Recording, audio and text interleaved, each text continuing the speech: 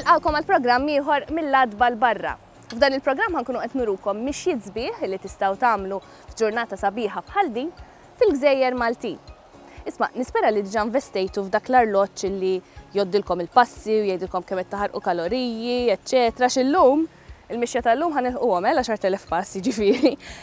Ninsabu wit il-għasel illi huwa l-iktar wit li joġobni jiena, plus illi huwa wkoll l-itwal u l-iktar wit font fil-Gżejjer Maltin.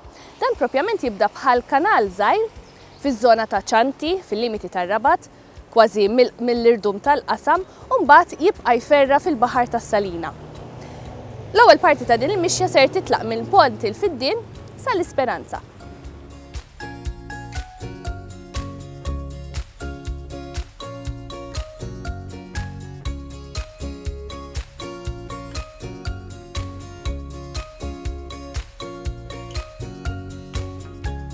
Dan il-wiet għandu storja twila marbuta mal-ilma. Fil-bidu nsibu pumping station, bini illi kien parti mill-proġett ta' riabilitazzjoni tas-sorsi ta' ilma lejn il-belt illi kien sar fil-bidu tas-seklu 20.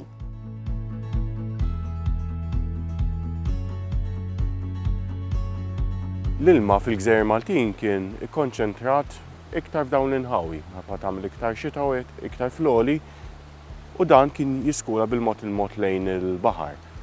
Però fl-antik ħasbu biex minnaw jabdu u jieħdu lejn ċentri iktar ngħidu aħna forsi urbani, pal-belt u postijiet oħrajn. Għalhekk bnew ammont ta' akwedotti li bil-mod bil-gravità, bl-azzjoni tal-gravità jieħdu l-ilma lejn il-belt. U hemmhekk fejn insibu l-akwedotti għaddejjin mill-postijiet matul il-Gżejjer Maltin.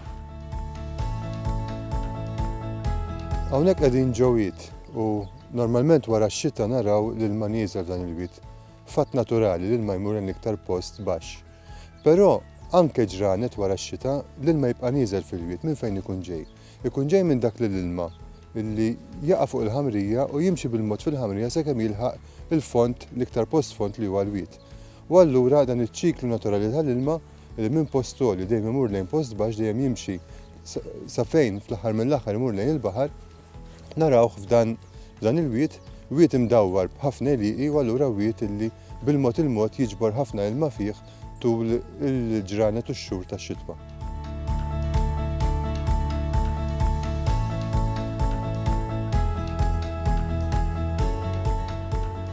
F'dal wiet insibu masġar li għandu siġar pjuttost imdaqsa iżda li huma skarsi ħafna f'Malta. Siġar tipiċi ta' dan il-wiet huma s-safsafa l-kbira u s-safsafa iż-żgħira.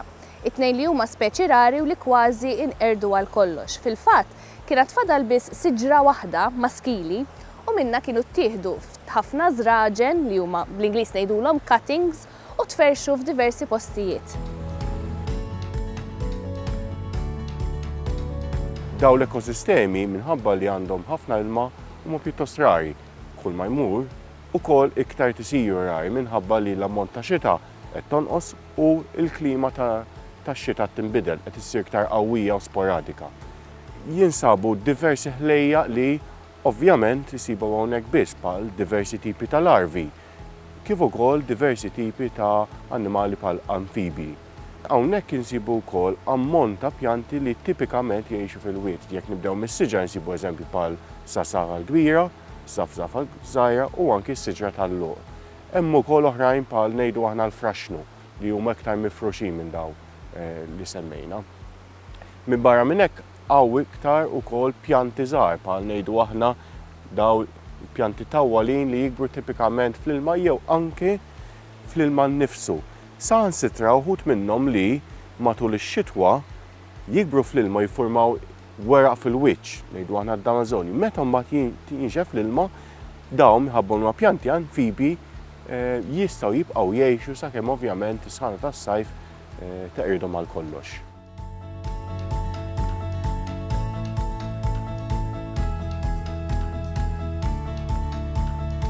Insibu wkoll siġar tal-fraxnu u siġar iżgħar bħal virgija. Dawn iħadru fis-sajf, iżda wkoll jifirħu għall-ilma tax-xita li għandhom eruq b'saħħithom ħafna. Hawnhekk insibu siġar oħrajn li jħobbu d-dell, bħar-rant u pjanti oħra bħas-simar.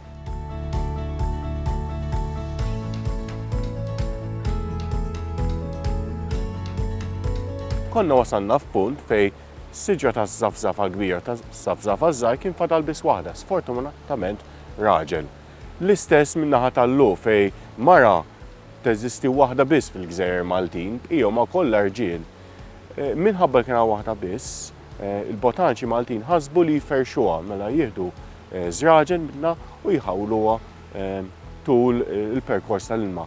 L-isfortuna hija li ovvjament dawn huma ġenetikament l-istess, jiġifieri jekk ikun hawn xi marda kapaċi daw teqridhom kollha. U għandna bżonn nagħmlu ċertu enfasi biex jiddaħħlu kemm nisa minn barra minn Malta tal-pjanti kif ukoll individwu oħra rġiel sabiex il-ġenetik Maltija insaħħuha.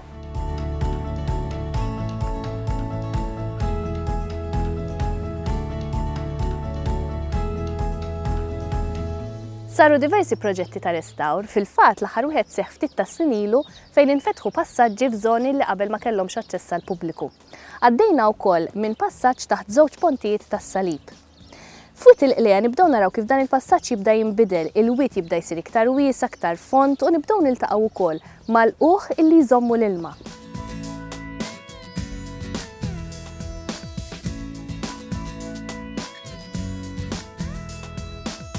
Dan il-wied dejjem ipprovda l-ammont ta' ilma meħtieġ lil bdiewa tal-inħawi għaliex minnu għaddejjin ukoll numru ta' ejjun. Fis-seklu 19 fl-1883 kien imississa lil Sir Osbert Chadwick illi jikkoordina sistema ta' provvista ta' ilma għal Malta. Dak iż-żmien il-popolazzjoni ta' Malta kienet bdiet tiżdied u għalhekk kien hemm bżonn pjan serju li jgarantixxi ilma għall popolazzjoni kollha. Ma' dawra tal-wied hemm numru ta' ejjun. X'inhu huma ejjun? Ejjun huma dawk il-postijiet fil-blat minn fejn joħroġ l-ilma. B'mod naturali. Mela għandna il-blat il-qawwi ta' fuq taħtu hemm it-tafal l-ilma li jidħol issa mhux fil-ħamrija, imma fuq il-blat ma jibqax nieżel mit-tafal imma jimxi mat-tafal u joħroġ barra, joħroġ il-barra fil-widien fl-għelieqi.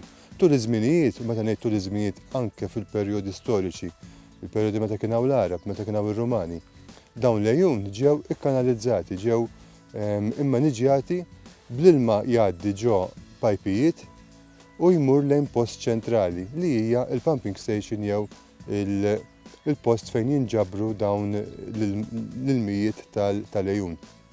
Fil-fatt minn dan il-post li għandna hawnhekk fejn li tissejjaħ fid-din box għax sistema li ġiet fi żmien l-Ingliżi, li ġiet żviluppata fi żmien l-Ingliżi u allura il-kaxxa fejn l-ejjun tal-fiddin kollha jaslu ġo fija.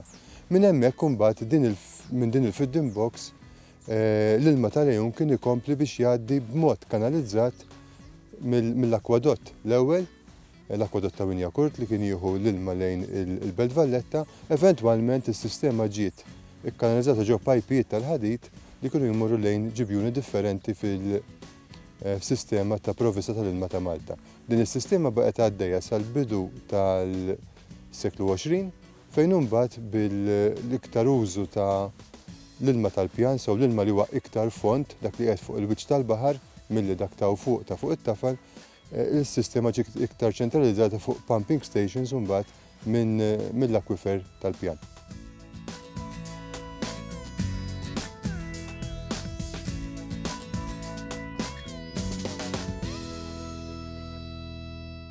Wara tant snin u gliegel ta' ilma li għaddew minn hawnhekk, naħseb ta' min nistaqsu x'inhi s-sitwazzjoni preżenti.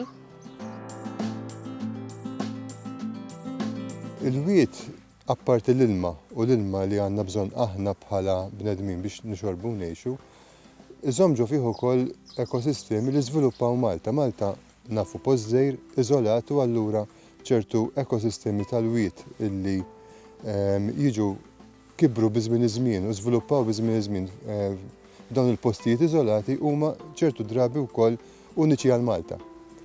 Nsibu biodiversità enormi f'dawn il-widien. Biodiversità rridu nipproteġu li għandha bżonn l-ilma.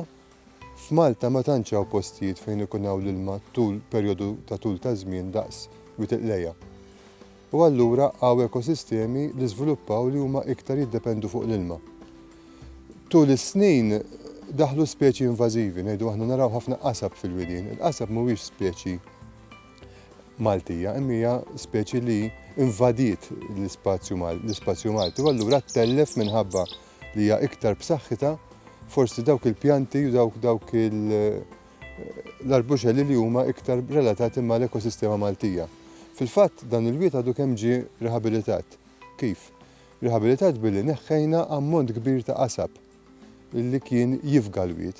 U llum ħanejdek suċċess importanti minn din ir-rehabilitazzjoni hija li fil-wiet qed naraw pjanti differenti li huma iktar Maltin u iktar rappreżentattivi tal-ambjent tipiku Malti li qed jieħdu over, qed jippopolaw il-wiet u allura qed naraw diversità kbira fl-ekosistema li l-wiet qiegħed iżomm differenti minn qabel fejn letteralment kellek ħajt ta' qasab li qasab tgħaddi minnu. Illum naraw l-ilma, naraw pjanti diversi, naraw kuluri diversi u wkoll dawn il-pjanti diversi baxxi jistgħu jissostni ekosistemi oħra bħalma għandek iż-żrinġijiet. L-imbagħad għandna theddida oħra invażiva minn dak li huwa l-crayfish. Lej għandu numru ta' il-qoħijiet dams li jiġbru l-ilma f'partijiet fil-catchment tagħhom. Huma l-ikbar il-qoħijiet li għandna f'Malta, l-ikbar wieħed kapaċi jerfa' madwar 20 miljun litru ta' ilma. Huma importanti għal żewġ fatturi. L-ewwel xogħol għandek sors ta' ilma għal bdiewa tal-madwar. Hawnhekk għandna diversi għelieqi, għandna attività agrikoltura intensa, storika, u nistgħu nużaw dak l-ilma li kieku kien jintilef għax imur il-baħar biex l-għelieqi jiġu irrigati jiġu jingħataw l-ilma minflok jinġibet ilma minn l-akwifer tal-pjan. U allura għandna volum li qed jittieħed l-ilma minnu tagħmel ix-xita jerġa' jintilab l-ilma b'mod naturali u hekk innaqsu il-pressjoni li għandna fuq l-akwiferi tal-pjan tagħna. Apparti minn hekk, dak l-ilma jisostni wkoll l-ekosistemi li hemm mal-ħitan tal-wiet. U semmejt żrinġijiet ngħidu aħna li jgħixu f'dak l-ilma. Apparti li jisostni wkoll ambjent differenti minn dak li normalment naraw f'Malta. Minn hawnhekk l-isfel fil-wiet għal kważi mixja ta' 2 kilometri fejn il-ħin kollu tkun in kuntatt mal-ilma. Dik hija xi ħaġa unika f'Malta. Allura għandna 3 fatturi, għandek l-impatt ħanejdu hekk lejn l-ilma bħala riżors. L-impatt tal-ilma mal-ekosistemi, però wkoll nistgħu ngħidu l-impatt tal-ilma mal-ambjent naturali li aħna kapaċi nimxu fih, nipproteġu imma anke wkoll ingawdu. Wiet il-qleja insibu widien iżgħar illi jarmu għal ġo fih, bħal wiet iċ-ċawsli u l-wiet tal-armla. Fattur importanti huwa l-bdil fil-klima. Issa dan biddel ukoll il-mudell tax-xita filli jkollok snin fejn ix-xita tkun skarsa fil-imbagħad ikollok snin oħra jkollok maltempata b'xita qliel. Iżda il-biodiversità ta' dawn l-inħawi hija medda wkoll b'affarijiet oħra fosthom speċi oħrajn aljeni jew invażivi kemm bħal pjanti bħal l-akaċi u t-tursin ir-rieħ kif ukoll speċi ta' annimali bħal ċkala l-ħamra.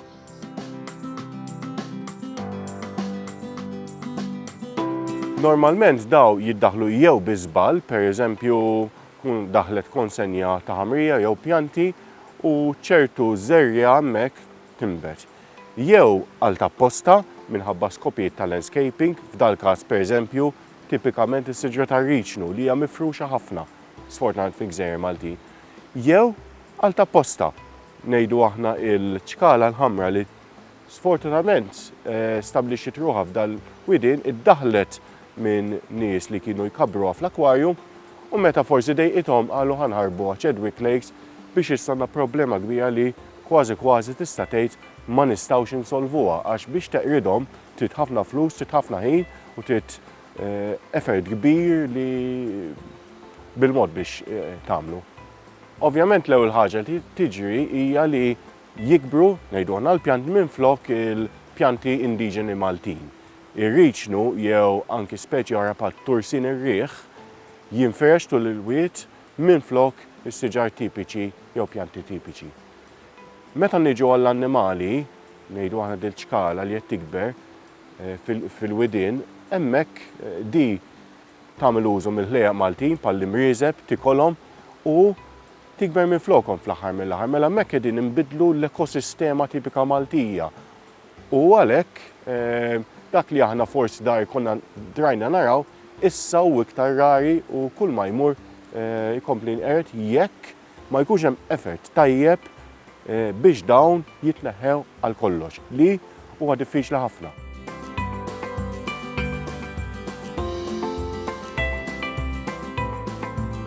Il-ħabilitazzjoni ta' Witilqlejja kien proġett pilota biex naraw kif jirreaktja, kif jirreaġixxi l-ambjent naturali meta tneħħilu dak li qed jaħdem kontrih, f'dan il-każ il-qasab.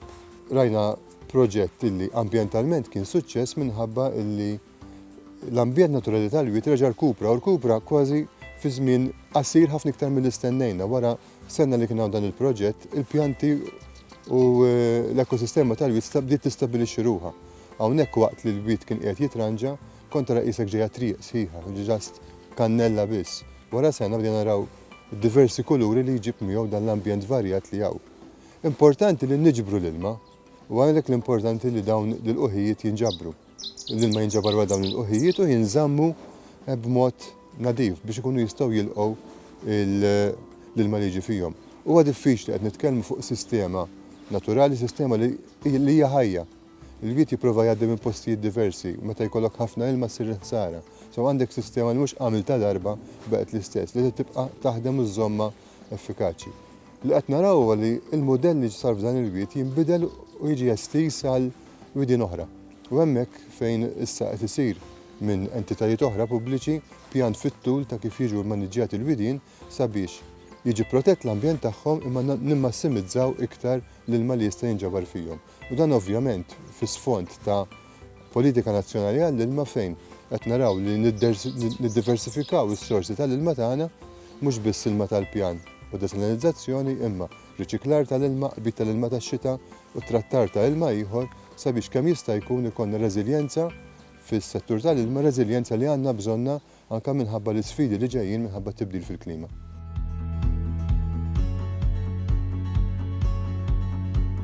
Bħala nies li qed inżuru dawn il-postijiet biex ingawduhom, nassumi żgur li hemm xi ħaġa li nistgħu nagħmlu biex ngħinu le?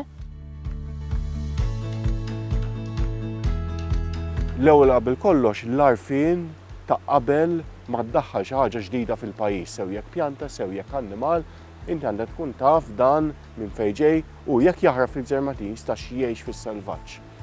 It-tieni jekk wieħed jara minn dawn jew jirrapporthom lill-era jew inkella jaqbadhom u ma jħallihomx jikbru hemmhekk iktar. Ħalli b'xi mod jew ieħor dan l-effort żgħir kulħadd jagħmel forsi jista' fl-aħħar mill-aħħar jgħinna biex neqirduh. Il-pubbliku jista' jgħin b'diversi modi. L-ewwel xogħol huwa importanti li nemmnu li kull wieħed minna jista' jagħmel differenza. Fejn nitkellmu fl-ilma, l-ilma nużawh kull imkien. Jekk nibdew nużaw l-ilma b'mod effiċjenti, dak huwa diġà biżżejjed. Huwa diġà biżżejjed minħabba li kull litru li nista' nifranka jien tul ġurnata fuq popolazzjoni ta' 900,000 ruħ jiġi 900,000 litru. Immaġina jekk kulħadd jagħmel dik il-biċċa żgħira tiegħu sabiex jikkonserva l-ilma x'effett jista' jkun hemm fuq Malta kollha.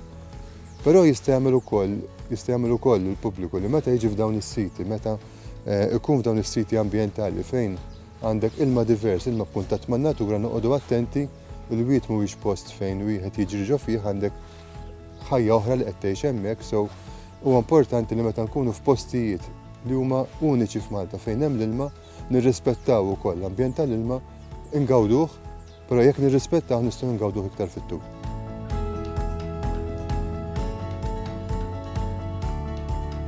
Aktar ma nersqu lejn l-inħawi ta' Buqana ninnutaw kif il-Wied jibda jitbaxxa, fil-fatt hawnhekk ma nsibux il-quħ tal-ilma.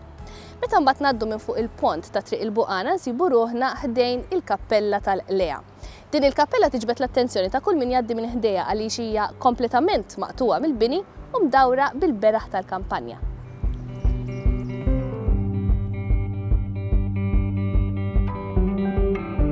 Bdiet tinbena għal ħabta tal-1690 minn flok oħra qadima li kienu qabilha. L-istil huwa barokk kif ukoll uniku minħabba t-tifsila tat-tsuntir ta' quddiem il-Knisja illi ġej għal nofs stont. Jidher li fis-snin moddija id-devozzjoni tan-nies kienet waħda kbira, kif jiġdu n-numru sabiħ ta' graffiti li nsibu minquxa mal-faċċata tal-Knisja. Dawn jgħoddu madwar 30 u juru fost l-oħrajn xwieni, idejn mollija f'sinjal ta' talb, asafar, slaleb kif ukoll qatta tiben. jispikka xini illi d-daqs tiegħu jagħmlu wieħed mill-akbar li nsibu ma' faċċati ta' knejjes fil-Gżejjer Maltin. Dawn il-graffiti morru lura għal tmiem is-seklu 17 sa qisu l-ewwel nofs tas-seklu 19 u juru d-devozzjoni kbira illi kellhom il-Mostin li meta kienu jaqilgħu xi wegħda kienu jħassu l-graffiti biex dak li seħħ jibqa' mfakkar tul iż-żminijiet. Minn hawnhekk nispiċċaw fiż-żona ta' Ġiża fejn il-wied jispiċċa ġo ħofra magħrufa bħala tal-Ħanżira. Fix-xitwa ikun hemm kaskata spettakolari.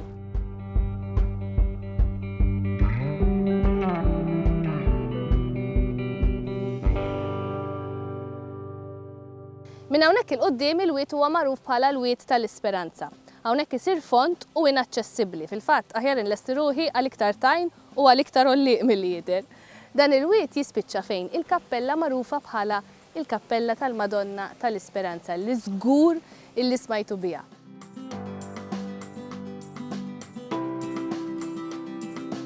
Il-Knisja tal-Madonna tal-Isperanza tagħti l-isem il dan il-wied. Bħalma rajna n-naħa ta' wied il-qlejja hemmhekk il-wied tal-isem lill-Knisja ta' San Pawl. Din id-darba l-Knisja tat l-isem lil din il-parti għax hawnhekk fil-fatt huwa magħruf bħala wied Speranza.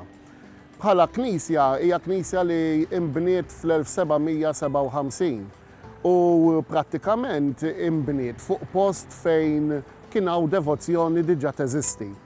Meta Monsinjur Pietro Duzzina kien għamel żjara pastorali fit-territorju tan-Naxxar għax tajjeb ngħidu li dak iż-żmien 10 snin wara l-assedju l-kbir ġifieri fl-1575 il-mosta kienet għadha tagħmel parti minn Naxxar. Kien semma d-devozzjoni li kien igawdi dan l-ar li għandu marbuta miegħu l-istorja tat-tfajla u l-istorja tal-Madonna tal-Isperanza. U bekk biex tkompli tikber din id-devozzjoni imbniet din il-Knisja fuq l-istess lok. Bħalma naħseb ġili smajtu bil-ġrajja marbuta mal-wied tal-Isperanza. Dak il-ħabta tas-sena 1570 il-furbani kienu attakkaw lil Malta, kienet ħaġa komuni dak iż-żmien. U kien hemm tfajla 20 sena minn Burmarrat li bdiet tiġri ma' familta iżda x'in waslet il-mosta għajjiet u ma felħitx iktar u waqfet u marret tisken ġoar. U hemmhekk bdiet titlob lil Madonna u wedita illi jekk teħlisha mill-furbani tibnilha knisja.